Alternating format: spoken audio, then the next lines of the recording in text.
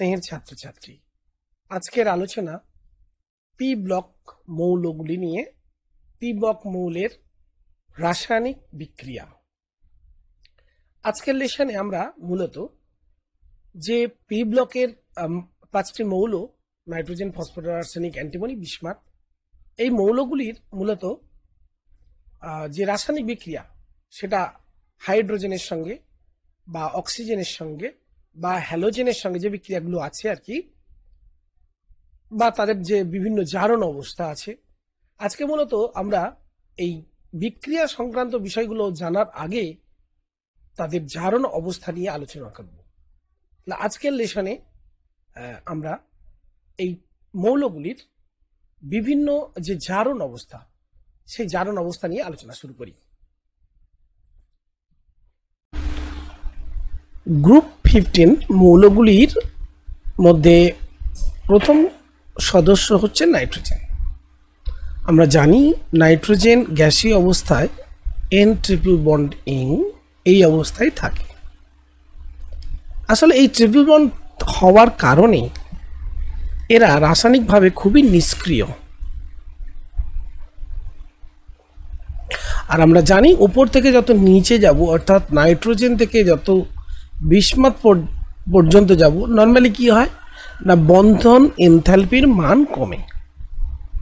তাহলে স্বাভাবিক নিয়মে বন্ধন এনথালপির মান যত কম হবে তত রাসায়নিক সক্রিয়তাও বাড়বে। তাহলে হওয়া উচিত কি? তাহলে হওয়া উচিত আর্সেনিক, অ্যান্টিমনি বা বিসমাথের রাসায়নিক সক্রিয়তা সবচেয়ে বেশি হওয়া উচিত। কিন্তু বাস্তবে এদের রাসায়নিক সক্রিয়তার সঠিক ক্রম হলো phosphorus greater than nitrogen, greater than arsenic, greater than antimony, greater than bismuth. তার খুব সহজ এবং সুস্পষ্ট কারণ হলো এই যে শুধুমাত্র বন্ধন এনথালপির উপরে কিন্তু নির্ভর করে না তাদের রাসায়নিক সক্রিয়তা। আসলে তাদের গঠন বা তাদের আণবিকতা বা সক্রিয়ণ শক্তি, এই সমস্ত বিষয়গুলোও কিন্তু দায়ী, যার কারণে তারা কেন রাসায়নিকভাবে সক্রিয় বা সক্রিয়তার কম বেশি দেখায়। যেমন দেখো, নাইট্রোজেনের ক্ষেত্রে নাইট্রোজেন পরমাণুর আকার ছোট এবং এরা ট্রিপল বন্ড গঠন করে বলে তাহলে এরা রাসায়নিকভাবে কি হয়, ফসফরাসের তুলনায় কম সক্রিয়তা দেখায় এই ট্রিপল বন্ড গঠন করার জন্য। আবার ফসফরাস এর যে স্ট্রাকচার আমরা এর পরে দেখব, ফসফরাসের আসল স্ট্রাকচার একটি চতুস্থলকের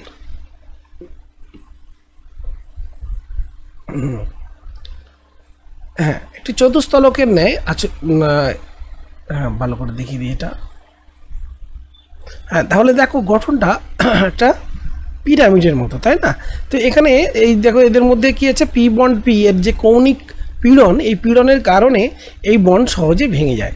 তাহলে এই কারণে ফসফরাস কিন্তু অনেক বেশি রাসায়নিকভাবে সক্রিয়তা দেখায়।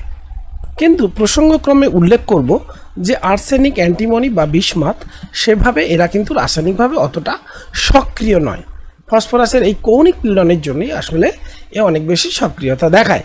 আর নাইট্রোজেন আমরা তো জানি একটা শ্বাসরোধী গ্যাস এবং যথেষ্ট এই নিষ্ক্রিয়, বিশেষ চাপ ও উষ্ণতাই রাসায়নিক বিক্রিয়া করতে পারে। তো চলো এবার আমরা কিছু জারণ সংখ্যা নিয়ে আলোচনা করি।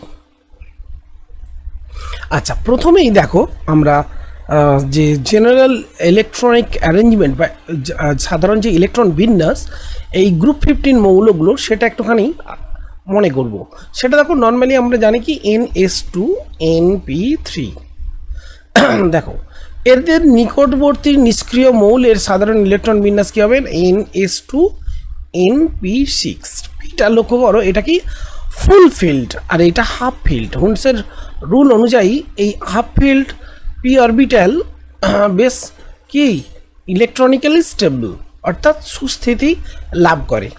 তাহলে কি বলা যায় এখান থেকে, যে দেখো এই NP3 থেকে আমরা যদি NP6-এ যেতে চাই, তাহলে আসলে 3খানা ইলেকট্রন কি করতে হবে, গ্রহণ করতে হবে। তাহলে একটা গ্রুপ 15 এলিমেন্ট যদি M যদি বলি, এম যদি বলি, সে যদি 3টে ইলেকট্রন অ্যাকসেপ্ট করে তাহলে অবভিয়াসলি সে কী হবে M3-। তাহলে এই যে M3- গঠন ঘটছে, এর জন্য কী হচ্ছে, গঠনের জন্য প্রচুর শক্তির প্রয়োজন হয়, তাই না? 3টে ইলেকট্রন যখন গ্রহণ করবে, সেই 3টে ইলেকট্রন মানে গ্রহণ করার জন্য প্রচুর পরিমাণ শক্তির প্রয়োজন হয়, এবং এটা আদৌ মানে শক্তিগতভাবে অনুকূল নয়। কিন্তু খেয়াল করো, এই গ্রুপ 15 মৌলগুলোর মধ্যে নাইট্রোজেন এর আকার খুব ছোট হওয়ার কারণে এর ক্ষেত্রে আসলে ইলেকট্রন যখন সংযোজিত হয়, 3খানা ইলেকট্রন সংযোজন এটা সম্ভব হয় এবং নাইট্রাইট 3- গঠন করতে পারে। আকারে ছোট এবং ইলেকট্রন যে ইলেকট্রোনেগেটিভিটি নাইট্রোজেনের অনেক বেশি, সেই কারণে N3- এটাকে আমরা বলি নাইট্রাইট আয়ন গঠন করতে পারে। যেমন একটা উদাহরণ দিয়ে যদি তোমাদের বলি, Mg3N2, এটার নাম হচ্ছে ম্যাগনেসিয়াম নাইট্রাইট। কী করে তৈরি হচ্ছে দেখো, Mg2+, অ্যাকচুয়ালি N3- আয়নের সঙ্গে এরা কী করবে, যুক্ত হবে। তাহলে অবভিয়াসলি দেখো, প্রশমনের জন্য মিনিমাম 3টে Mg এবং 2টি N3 পরস্পর যদি যুক্ত হয়, তবেই দেখো 3 × 6+, আর এটা হচ্ছে 6-, তবেই তো প্রশমন হবে তাড়িতিকভাবে। তাহলে তাড়িতিকভাবে প্রশমনের জন্য 3Mg + 2N2N3 যুক্ত হয়ে তৈরি হচ্ছে MgN3। একইভাবে কিন্তু দেখো, ক্যালসিয়াম ফসফাইড Ca3P2, এক্ষেত্রে ফসফরাসও কিন্তু 3- এই অ্যানায়ন, অর্থাৎ ফসফাইড অ্যানায়ন। ঠিক একইভাবে Na3As এক্ষেত্রে লক্ষ্য করো, Na চার্জ হচ্ছে +1, তাহলে টোটাল চার্জ কত, +3, তাহলে -3 হচ্ছে আর্সেনাইড। তার মানে আর্সেনাইড এটা একটা আয়ন যার চার্জ হচ্ছে -3। তাহলে আমরা দেখছি যে গ্রুপের ওপর থেকে নিচে, অর্থাৎ নাইট্রোজেন, তারপর ফসফরাস, তারপরে আর্সেনিক, এই যে যত নিচের দিকে যাচ্ছি, এদের -3 জারণ অবস্থা প্রদর্শনের যে প্রবণতা, সেটা কিন্তু হ্রাস পায়। কারণ দেখো, নিচের দিকে যত যাব তড়িৎ ঋণাত্মকতা কমে, কাজেই ইলেকট্রন অ্যাকসেপ্ট করার যে প্রবণতা বা টেন্ডেন্সি কমে। আবার আয়নীকরণ এনথ্যালপি সেটাও কিন্তু ক্রমশ হ্রাস পায়। আয়নীকরণ এনথ্যালপি ক্রমশ হ্রাস পায়, ফলে ধাতব চরিত্র এদের বৃদ্ধি পায়। এখন দেখো, যত ওপর থেকে নিচের দিকে যাওয়া যায় তত আকার যেহেতু বাড়ে আর্সেনিক অ্যান্টিমনি, আবার তার সাথে সাথে এদের যেহেতু এনথ্যালপি মানে কি বলবো, bond enthalpy, bond dissociation enthalpy যে মান কমে, অথবা বলতে পারি আমরা যে এদের এনথ্যালপি অফ আয়নাইজেশন, অর্থাৎ আয়নীকরণ বিভব, এর মান কম হওয়ার কারণে এরা নিচের দিকে যত যায়, এরা ইলেকট্রন তখন অ্যাকচুয়ালি কী করে, ইলেকট্রন অ্যাকসেপ্ট করার জায়গায় ইলেকট্রন অ্যাকচুয়ালি কী করে, এরা ইলেকট্রন ত্যাগ করার প্রবণতা দেখায়। সেই জন্যে দেখো, Sb3+, আর্সেনিক 3+, অথবা বিসমাত সহজেই Bi3+, এই স্টেবল ধনাত্মক আয়নগুলো দেয়। ঠিক আছে, অর্থাৎ N3- বা P3- এদের ঋণাত্মক জারণ অবস্থা দেখানোর প্রবণতা যতটাই বেশি, ঠিক নিচের দিকে এই পরমাণুগুলি আর্সেনিক অ্যান্টিমনি বা বিসমাতের, তাদের আবার 3+ জারণ অবস্থা দেখানোর প্রবণতা ততটাই বেশি। এখন এখানে প্রশ্ন হতে পারে যে স্যার, নাইট্রোজেন বা ফসফরাস এরা কি শুধু ঋণাত্মক জারণ অবস্থা -3 দেখায়? না, -3 ছাড়াও আরও কিছু কিছু জারণ অবস্থা দেখায়। চলো এবার আমরা দেখে নিই সেগুলো। যেমন ধরো, একটা উদাহরণ দিই, নাইট্রাস অক্সাইড N2O, এই যৌগে লক্ষ্য করো, অক্সিজেনের জারণ অবস্থা -2, নাইট্রোজেনের তাহলে কত হবে স্যার? টোটাল তো আমার চার্জ 0 হবে, তাহলে না, দুটি নাইট্রোজেনের জন্য +2, তার মানে একটি নাইট্রোজেন পরমাণুর জন্য +1, তাহলে এক্ষেত্রে নাইট্রোজেনের আমরা জারণ সংখ্যা দেখলাম +1। আবার দেখো, NH2, এই যৌগে NH2 হাইড্রোজেন জাতীয় যৌগ, এখানে দেখো +1 অবভিয়াসলি হিসাবে +2, তাহলে এখানে দেখো নাইট্রোজেনের কিন্তু হয়ে গেছে -2। তাহলে এই যৌগে দেখো নাইট্রোজেন +1 হচ্ছে, আবার এই যৌগে দেখো নাইট্রোজেনের -2 হচ্ছে। আবার দেখো NH2OH, এই যৌগে দেখো, তাহলে এখানে হিসাব +1 -2 +2, তাহলে এখানে কত দিলে 0 হবে দেখো -1। তাহলে নাইট্রোজেনের এখানে জারণ অবস্থা কত হলো? তাহলে নাইট্রোজেনের কখনো হচ্ছে -1, কখনো হচ্ছে নাইট্রোজেনের আমরা কি দেখছি, কখনো নাইট্রোজেনের হচ্ছে -2, কখনো +1। আবার দেখো নাইট্রোজেন যৌগ N2-তে এখানে অ্যাকচুয়ালি কত জারণ সংখ্যা 0। তার মানে নাইট্রোজেনের জারণ সংখ্যা আমরা দেখলাম যে একদম -3 থেকে এখন পর্যন্ত যে উদাহরণগুলো দিচ্ছি দেখো N2O এখানে +1 পর্যন্ত সব জারণ সংখ্যায় দেখাচ্ছি। আবার একটা যৌগ যদি আলোচনা করি NO, দেখো এখানে -2 +2, তাহলে এখানে +1 নয় আবার +2ও আছে, তাই না? তাহলে আমরা কি দেখছি যে নাইট্রোজেনের এত রকমের পরিবর্তনশীল যোজ্যতা আছে। আবার দেখো N2O3 যৌগ, N2O3 এখানে দেখো 3 দুগুণে -6, তাহলে এখানে +6 দিতে হবে, দুটো নাইট্রোজেনের জন্য +6, তাহলে এখানে +3। তাহলে এখানে আবার দেখলাম কি নাইট্রোজেনের যোজ্যতা +3ও হচ্ছে।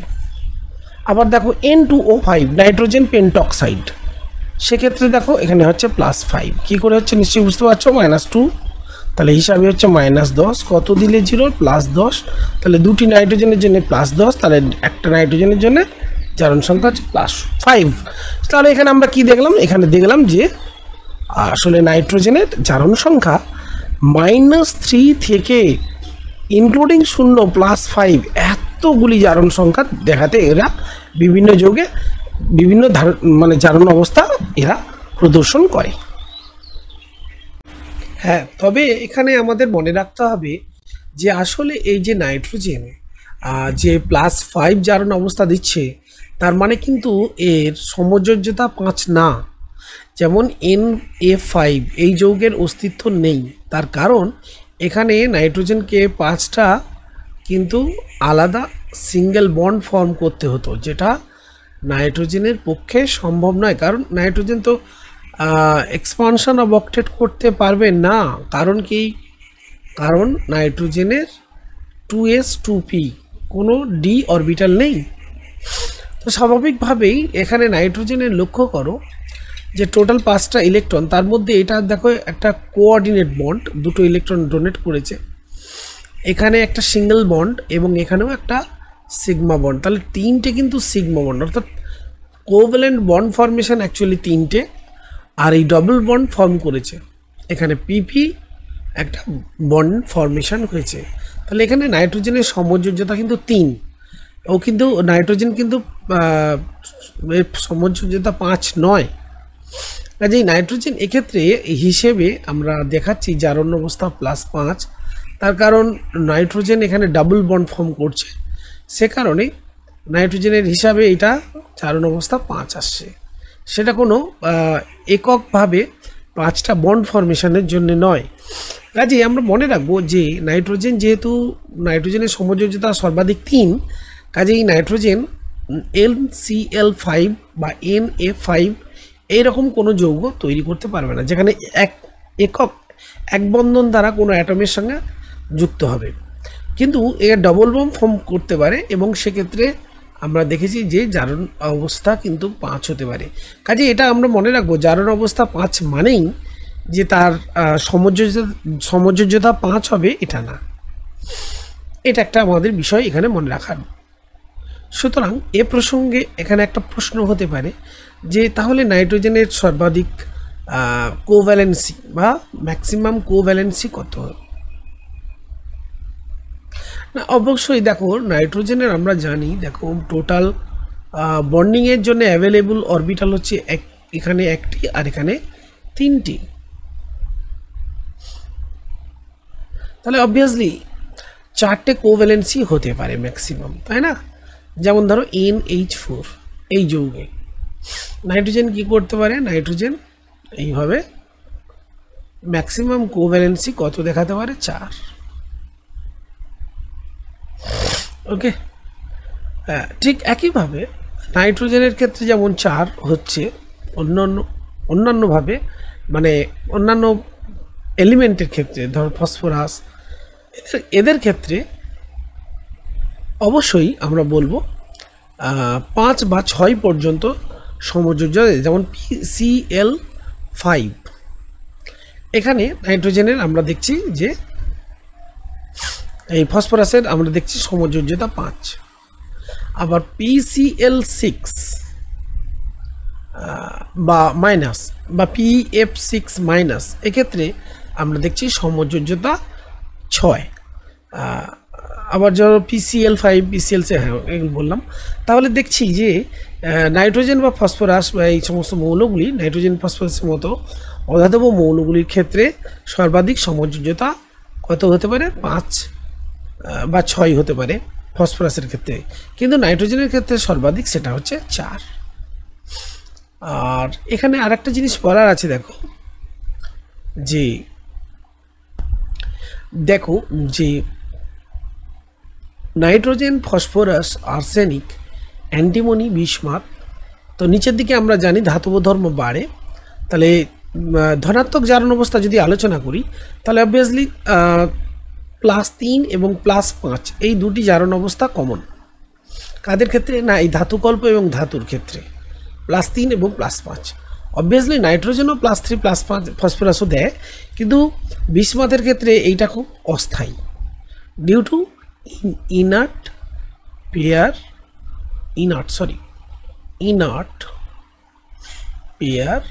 এফেক্ট। আবার এসবির ক্ষেত্রে সেটা +3 এবং +5, আর্সেনিকের ক্ষেত্রেও +3 +5। অর্থাৎ নিচের দিকে এই বিসমাথের ক্ষেত্রে এসে অবশ্যই এই +3টা ম্যাক্সিমাম স্টেবিলিটি গেন করে over +5 due to inert pair effect. এখন তোমরা বলবে যে ইনার্ট পেয়ার এফেক্ট কী? তো এটা আগেও আলোচনা করেছি, আবার এখানে বলে দিচ্ছি। দেখো, এই যদি আমার হয় নিউক্লিয়াস, তো নিউক্লিয়াসকে আসলে ডি অরবিটাল খুব ভালোভাবে আচ্ছাদন করতে পারে না, অর্থাৎ এর আবরণী প্রভাবটা খুব কম। তার ফলে নিউক্লিয়াস থেকে এই বাইরের এস ইলেকট্রনের ওপর তীব্র একটা আকর্ষণ সৃষ্টি হয়।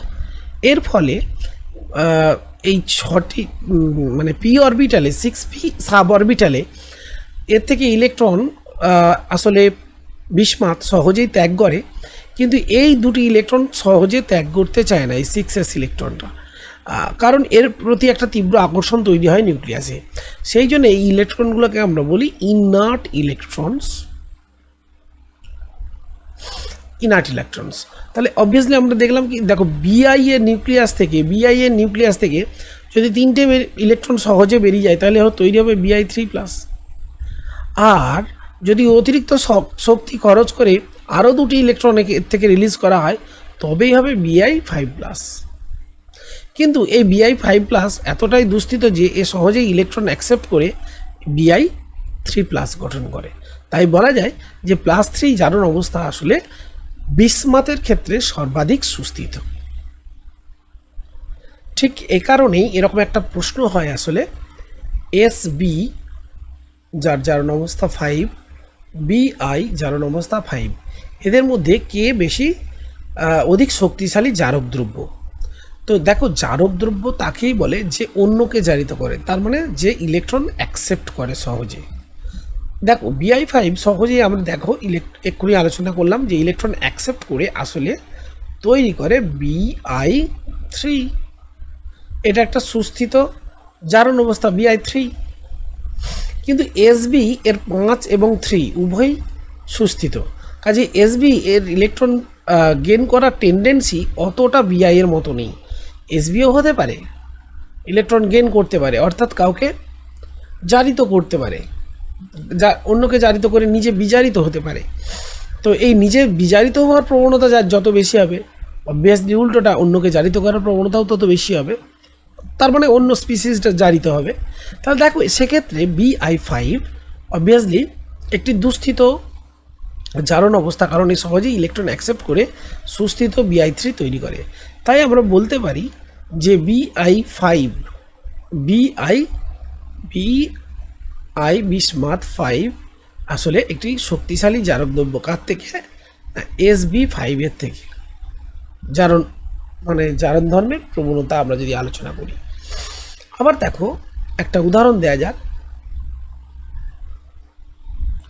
এখন এখানে একটা উদাহরণ আমরা দেখে নেব। দেখো প্রথম যে উদাহরণটা, প্রথম উদাহরণে আমরা দেখছি দেখো H3PO3 ফসফরাস অ্যাসিড। এক্ষেত্রে বলা আছে দেখো ওয়ের জারণ সংখ্যা অবভিয়াসলি -2, তাহলে হিসাবে হবে দেখো -6। হাইড্রোজেনের আমরা জানি +1, তাহলে হিসাবে হবে +3। হাইড্রোজেন 3টে আছে, তাহলে কত দিলে 0 হবে না +3, তাহলে ফসফরাসের জারণ সংখ্যা +3।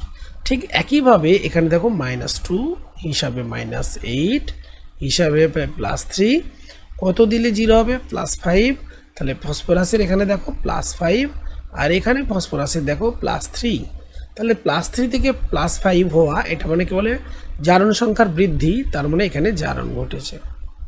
আবার দেখো এক্ষেত্রে -3 PH3 থেকে -3, তাহলে এখানে দেখো জারণ সংখ্যা অ্যাকচুয়ালি হ্রাস ঘটেছে। তাহলে একই মৌল একই যৌগ তার মধ্যে অবস্থিত কোনো একটি মৌলের আমরা দেখছি যে একই সাথে জারণ এবং বিজারণ ঘটছে, এবং তার যে জারণ সংখ্যা জারণ অবস্থা +3 তার থেকে কমে গেছে এবং বেড়েও গেছে। অর্থাৎ কোনো একটা মৌল তার দেখছি সে নিজে জারিত এবং বিজারিত হচ্ছে, এবং তার জারণ সংখ্যাটা এই যে জারিত বা বিজারিত হচ্ছে এই অবস্থার থেকে ঠিক মাঝামাঝি আছে। তো এইরকম রাসায়নিক বিক্রিয়াকে আমরা বলি ডিসপ্রপোর্শনেশন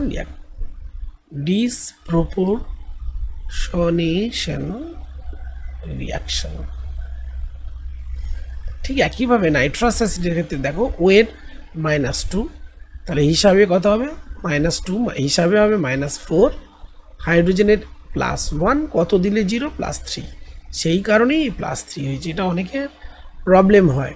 আবার এখানে একইভাবে +5 +2, তা দেখো +5 এবং +2 +3 থেকে +5 এই প্রক্রিয়াটাকে আমরা বলবো জারণ, আর +3 থেকে +2 কমে গেছে এটা হলো বিজারণ। তাহলে দেখো জারণও ঘটছে আবার বিজারণও ঘটছে, তাই বলা যায় জারণ বিজারণ একই সাথে ঘটছে, অর্থাৎ এটা একটা ডিসপ্রপোর্শনেশন রিয়াকশন। তাহলে এই যে দুটো উদাহরণ আমরা দেখলাম, এই উদাহরণ থেকে পরিষ্কার হলো যে ফসফরাস বা নাইট্রোজেন এদের যে +3 অবস্থা যথেষ্ট সুস্থিত, এবং এরা উচ্চ জারণ অবস্থা +5, নিম্ন জারণ অবস্থা যেমন এক্ষেত্রে দেখানো হয়েছে -3-তে যায়। ঠিক নাইট্রোজেনের ক্ষেত্রে উচ্চ জারণ অবস্থা +5 এবং নিম্ন জারণ অবস্থা +2 বা 0 অথবা -3-তে যায়। কিন্তু আর্সেনিক, অ্যান্টিমনি বা বিসমাথ এদের ক্ষেত্রে এই ডিসপ্রপোর্শনেশন বিক্রিয়ার প্রবণতা কম। কারণ কি? কারণ দেখো +3 অবস্থা বিআই এর ক্ষেত্রে সুস্থিত হওয়ার কারণে এ +5 অবস্থায় যেতে চাইবে না। যদিও এস চাইবে, এসবি সামান্য ডিসপ্রপোর্শনেট করবে কিন্তু বিআই করে না। সেই কারণে বলতে পারি আমরা যে বিআই এর আসলে ডিসপ্রপোর্শনেট করার প্রবণতা একদমই নগণ্য। সবাইকে অসংখ্য ধন্যবাদ জানিয়ে আজকের আলোচনা মূলত জারণ অবস্থা এবং মৌলের যে কিছু ডিসপ্রপোর্শনেশন বিক্রিয়া বা এই জাতীয় অর্থাৎ রাসায়নিক ধর্ম, সেই রাসায়নিক ধর্ম সম্বন্ধে আমরা তার জারণ অবস্থায় মূলত আজকে আলোচনা করলাম। সবাইকে অসংখ্য ধন্যবাদ জানিয়ে এখানে শেষ করছি।